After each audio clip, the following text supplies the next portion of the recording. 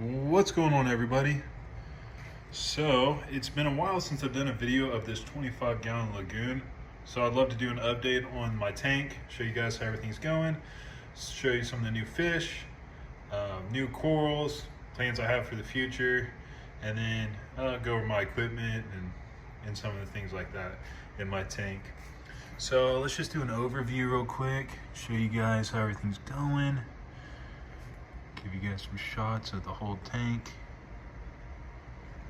Everything's looking good right now. So I did run into a problem a few months back where I had some hair algae. It got so bad. Well, basically I got a little frag in and it was covered in hair algae. I threw it in here not thinking of anything, because as you guys know, I do like to feed pretty heavy, do keep a little bit higher nutrients in my tank, or I really do my best to keep higher nutrients.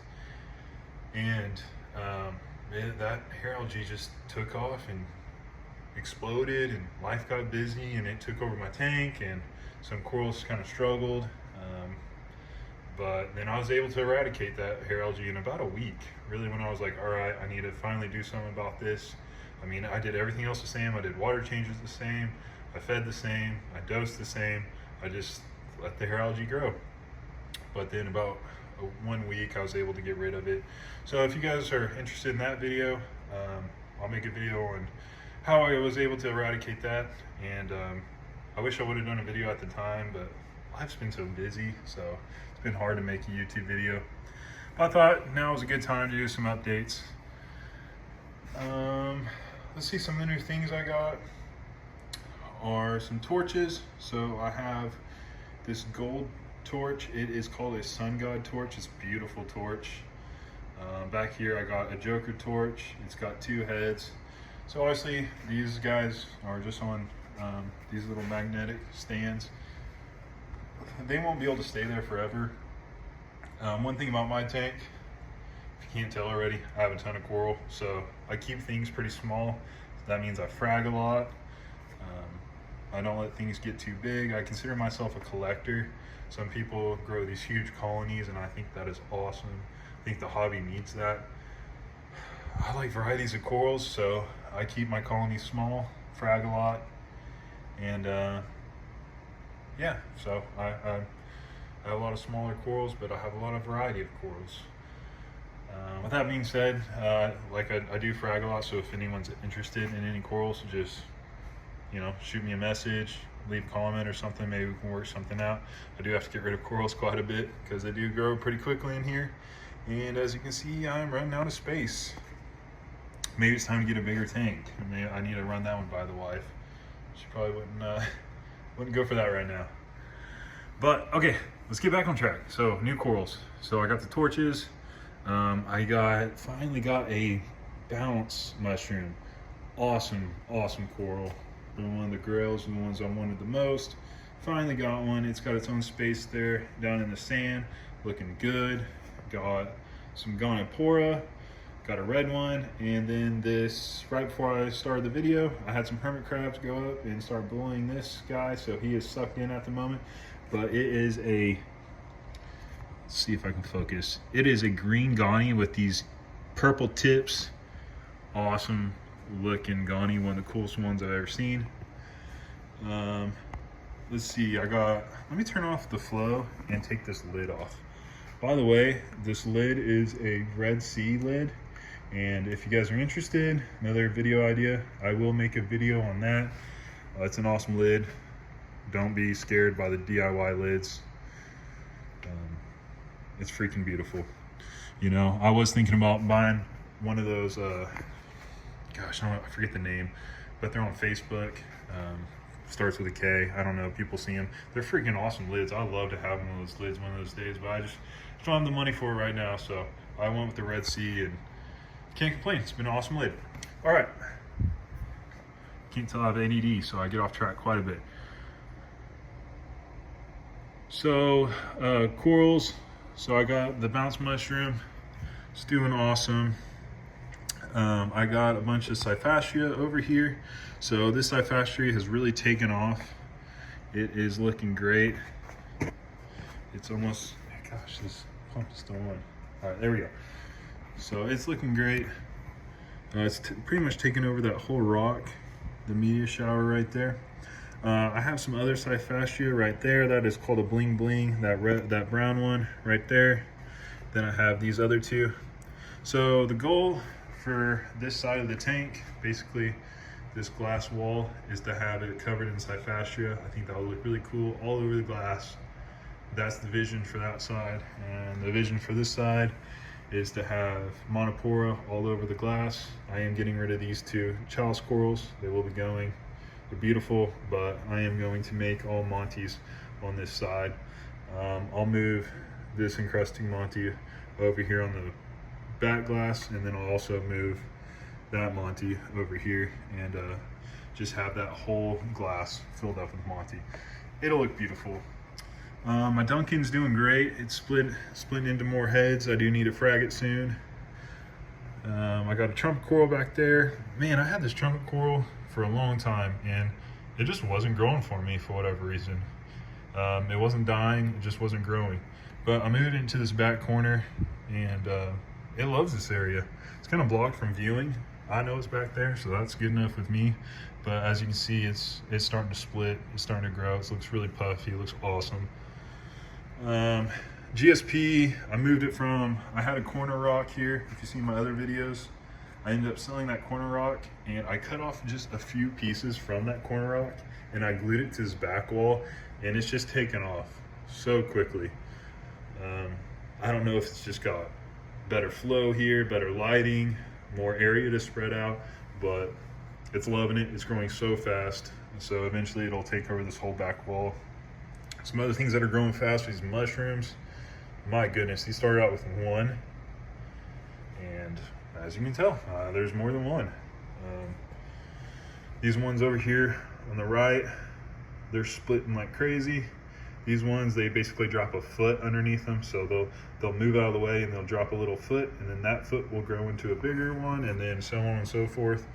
So as you can tell, it's dropping feet, dropping mushrooms like crazy. It's growing. Eventually it'll grow into the back glass. Well, it has already. So basically what it's on is a magnetic rock. So I bought these magnetic rocks from BRS and put them back there, put the frag plug in there, and haven't touched them since. Growing like crazy. I need to get rid of some, so if anyone's interested, leave a comment. All my SPS up here is doing great. My two bird's nests are doing awesome. Those two guys right there doing great. Got that yellow Monty in the middle, it's doing awesome. This Monty's doing great. That little Monty, it's hanging in there. I mean, it's not dying or anything. It is growing. It's just a little bit slower for me than the other ones. My leather coral, I think I finally found a good spot. So I'm gonna leave it there for a while, I believe. I've had it in quite a few different places through the tank, but I think that's the spot for it. My Acro is doing great. Where's my finger? There it is. That one right there. It's called a rainbow PC, I think is what it's called. Beautiful coral. The camera doesn't know justice. Got a green slimer there. Looking good. That Monty's growing huge. I break off pieces from it all the time and then frag those. My Acan garden has just exploded. Let me zoom in here. See that green and purple one? That one's beautiful. That one started off with like 1 or 2 heads, and it's got, well, you can see 3, but it's got more than 3 because there's like all around it are little heads. So it's growing really well. Moving on down, my Blastos are looking great. Purple one's growing like crazy, and then this red one started off with like 1 or 2 polyps. Now it's that big. Since my last video, go look at my last video, you can see how much it grew. Do the math, you can see how much it grew in whatever time. This little area is going to be my favorite zoas, are going to be in this area. My Gatorades right there, they're a little shrunken up right now. More hermit crabs, love this area. You can see one right there messing with that Ghani. It just got done messing with that Gatorade. But it looks beautiful. It's got like these long polyps on it. It looks awesome. But yeah, the plan is to have all my favorite zoas in this area. I did order a frag rock from Aqua Rock. I'll do a video on that. Aqua Rock. Jeez, I can barely speak. It is an awesome company. They specialize in basically rock structures, kind of like this one, like magnetic rock structures or rock structures that go in the sand that have little frag plugs drilled out of them, so you can put corals in there. I'm doing it so whenever my zoas grow over there, I think it has 10 different frag plug holes, so I can put a bunch of empty frag plugs. When the zoas grow over the top of those frags, I can just pull those off, put a new frag plug in, it can grow over those, and that's how I'll, you know, frag those zoas. So yeah, it'll look really cool over there. All my other zoas are doing pretty well. They're looking good. Polyps are looking great. I did lose a few. See those three down there on the sand bed? Those were the ones that got hurt by the hair algae. Hair algae grew all over the top of those, and it kind of suffocated out those zoas. So I took the frag plugs off and I put them in the sand bed. And I don't know if you can pick it up on the camera, but the polyps are starting to come back on some of those. So I do think they'll make a recovery. There was like nothing there, and I just kept it there just in case. And sure enough, polyps are coming back. Zoas are very resilient, so they can go through a lot and then they will come back. These red ones, I just got these. These are super cool. I plan on moving that Monty to that back wall where that encrusting Monty is. Where is it? Right there. So I plan on moving that guy back there and putting these red zoas in that place. I think that'll look good.